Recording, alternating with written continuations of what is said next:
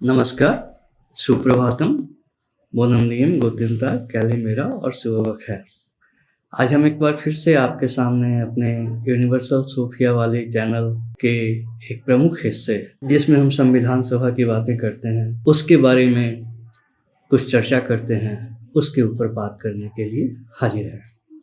हमने अब तक जो चर्चाएं की हैं उसमें काफ़ी चीज़ें हमने देखी हैं। हमने पिछले दिनों देखा है कि किस तरह से right honourable doctor mister MR. Jayakar ये दलील देते हैं कि संविधान सभा को जो प्रारंभिक काम इसने कर लिए हैं, जैसे अध्यक्ष का चुनाव कर लिया है, रूल्स कमेटी बना ली है और अलग अलग सेक्शंस जो बनाने थे संविधान को बनाने के लिए, वो सब बना लिया है।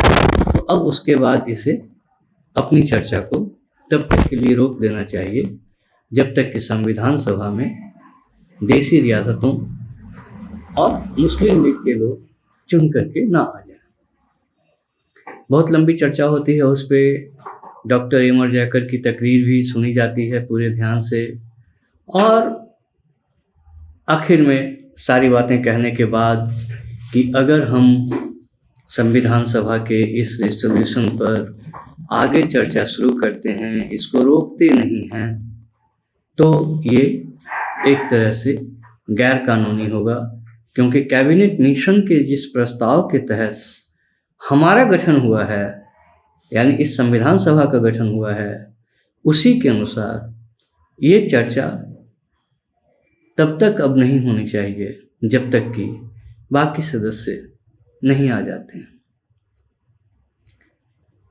इसके बाद जब डॉक्टर एम.आर. जैकर की बातें ख़त्म होती हैं तो संविधान सभा के अध्यक्ष डॉक्टर राजेंद्र प्रसाद एक अन्य सदस्य का नाम लेते हैं कि डॉक्टर सर हरि सिंह गौर ने भी एक संशोधन दिया है और उनका संशोधन मुख्य संकल्प के ऊपर नहीं है। उनका संशोधन राइट ऑनरेबल डॉक्टर एम.आर. जैकर के संशोधन में संशोधन है।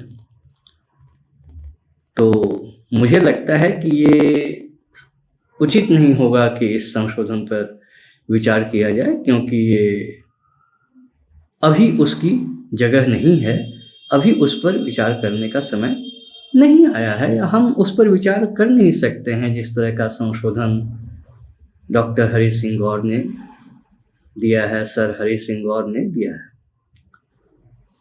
मगर फिर भी इस संशोधन को सीधे सीधे नामंजूर करने के पहले मैं एक बार डॉक्टर सर हरि सिंह गौर को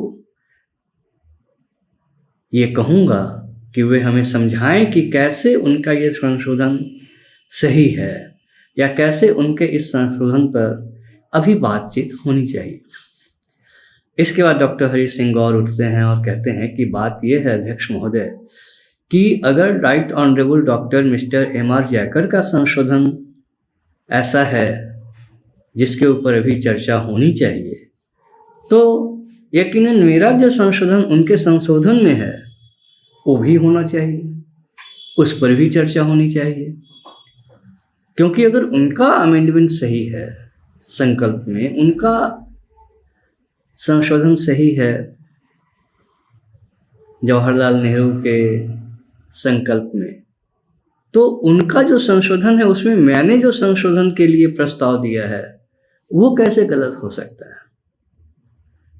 उसके बाद वे अपने संशोधन की बात पर आते हैं, जिसमें मोटे तौर पे ये कहा गया है कि डॉक्टर एम.आर. जैकर का जो संशोधन है उसको कुछ इस तरह से बदला जाए कि उसमें ये बात आ जाए कि चूँकि पाकिस्तान का जो प्रभाव रहा है और पाकिस्तान जैसी चीज़ की रचना का जो दुनिया भर में इतिहास रहा है, वे शायद ये कहना चाह रहे हैं कि दुनिया में किसी भी दूसरे देश में इस तरह से धर्म के आधार पर जो बंटवारा हुआ है वो हमेशा ही गलत नतीजे देता रहा है।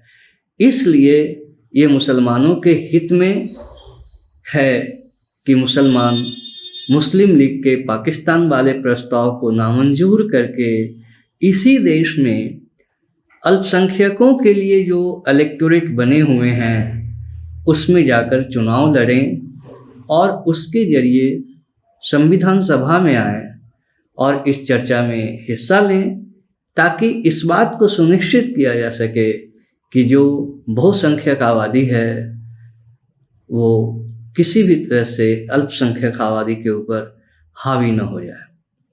मोटे तौर पे उनके संशोधन का लुभाव यही था और डॉक्टर राजेंद्र प्रसाद के सामने वो अपनी इस सारी बात को रखते हैं। मगर डॉक्टर राजेंद्र प्रसाद का जो तर्क था वो ये था कि संशोधन तो संकल्प के ऊपर आना चाहिए और हम ये किस तरह से एक उस संकल्प में या डॉक्टर एम.आर. याकर के संशोधन में संशोधन करके ये मांग भला कैसे कर सकते हैं कि मुस्लिम लीग के पाकिस्तान वाले प्रस्ताव को रद्द कर दें, नामंजूर कर दें और उनके लिए जो अल्पसंख्यकों के लिए अलग इलेक्टोरेट बना हुआ है वहाँ जाकर चुनाव लड़ें और संविधान सभा में आएँ। इस तरह की अपील करने का इस संविधान सभा से कोई मतलब नहीं बनता है और इस तरह से वे आखिरकार उस संशोधन को नामंजूर कर देते हैं। कहते हैं कि ये संशोधन तो है, अब नहीं चलेगा। इसके बाद डॉक्टर राजेंद्र प्रसाद कहते हैं कि और भी कई सारे संशोधन आए हुए हैं हमारे पास और मैं समझता हूँ कि जवाहरलाल नेहरू जी के द्वारा जो प्रस्ताव, जो संकल्प हमारे सामने रखा गया है उस पर और उन सभी संशोधनों पर अगर वो सही हों तो एक साथ चर्चा की जा सकती है।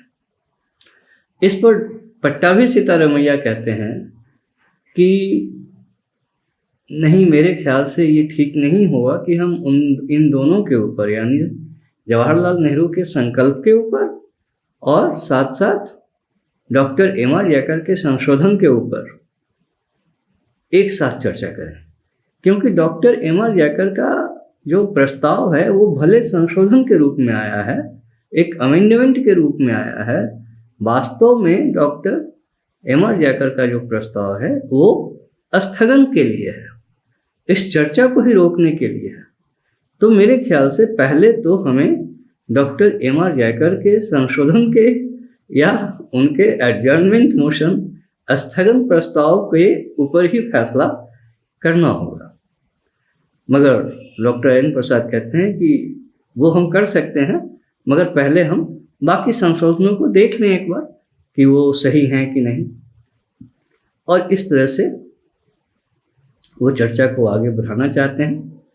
और हम अगली दफ़े ये देखेंगे कि और कौन कौन से प्रस्ताव डॉक्टर एम.आर. याकर के संशोधन के खिलाफ और कौन कौन से प्रस्ताव जवाहरलाल नेहरू के जो संशोधन थे उसके खिलाफ या उसके बारे में आते हैं। तो आज इतना ही। तो यहाँ पर हम एक बात देखते हैं कि हमारे संविधान निर्माताओं के मन में जनतंत्र और प्रजातंत्र के मूल्यों के प्रति कितना समर्पण था। पूरी तरह से शक्तिशाली होते हुए भी जो अध्यक्ष हैं संविधान सभा के डॉक्टर राजेंद्र प्रसाद, वो सर हरि सिंह गौर को ये मौका देते हैं कि वो एक बार बताएं तो सही कि उनका ये प्रस्ताव कैसे सही है, अमेंडमेंट के अंदर अमेंडमेंट कैसे सही है। डॉक्टर सर हरि सिंह गौर अपनी बात कहते हैं और अपनी बात को वो साबित नहीं कर पाते हैं कि उनका संशोधन सही है। इन ऑर्डर कहते हैं अंग्रेजी में, जो है उसे इन ऑर्डर मुहावरे से विभूषित किया गया है कि वो सही नहीं है। वे अपने संशोधन को इन ऑर्डर साबित नहीं कर पाते हैं और तब फाइनली डॉक्टर राजेंद्र प्रसाद कहते हैं कि हम इसको नकार रहे हैं।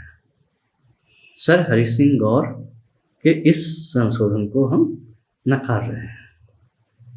यही नहीं, आगे भी दूसरे संशोधनों के बारे में भी डॉक्टर एन प्रसाद का यही कहना कि उनमें से भी कई सारे ऐसे संशोधन हैं जिनकी अभी कोई ज़रूरत नहीं है, जिन पे चर्चा करने का वक्त अभी नहीं है, मगर हम उन सभी को ये मौका देंगे कि वो इसे साबित करें कि उनके संशोधनों पर अभी चर्चा होनी क्यों जरूरी है।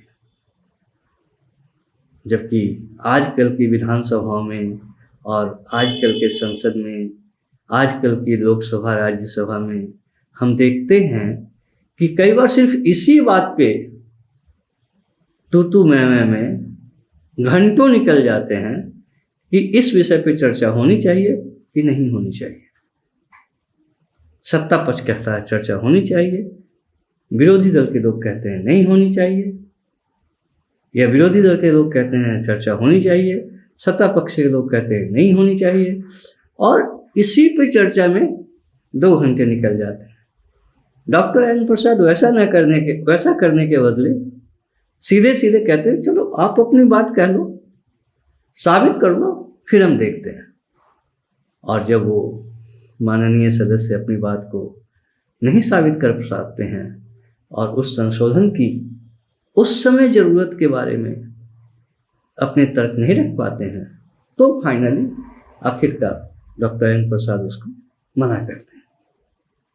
तो इस तरह से हमारी संविधान सभा धीरे धीरे ही सही काम करके बनी है, और इसे बचाए रखना हम सब का दायित्व है, हम सब की जिम्मेदारी है। इतनी कठिन मेहनत के बाद ये संविधान सभा बनी है, और ये मेहनत कोई आम लोगों ने नहीं की थी, कोई कम पढ़े लोगों ने नहीं की थी, कोई नादान लोगों ने नहीं की थी। ये उस जमाने के सब लोग जाने माने वकील थे और जाने माने विद्वान थे, और डॉक्टर एम.आर. जयकर के बारे में उन्होंने खुद ही एक बार जिक्र किया है कि एक बार प्रीवी काउंसिल में इंग्लैंड जाकर, इंग्लैंड की संसद में उन्होंने उस समय जो इंग्लैंड के प्रधानमंत्री थे विंस्टन चर्चिल, उनको ग्रिल किया था, उनका क्रॉस एग्जामिनेशन किया था डॉक्टर एम.आर. जयकर ने। ऐसे ऐसे लोग थे, उन्होंने अपनी बहसों से इस संविधान को और संविधान सभा के इस डिबेट को संवारा है। हमें इनकी कीमत करनी चाहिए, हमें इनकी इज्जत करनी चाहिए। बस इतना ही। अगर हमें ये लगता है कि हमें इस चर्चा को आगे भी चलाना चाहिए तो हम ज़रूर चलाएंगे, मगर इसके लिए ज़रूरी है कि आप सब लोग जो इसे देखते हैं उसे आगे बढ़ाएं और लोगों को भी बताएं।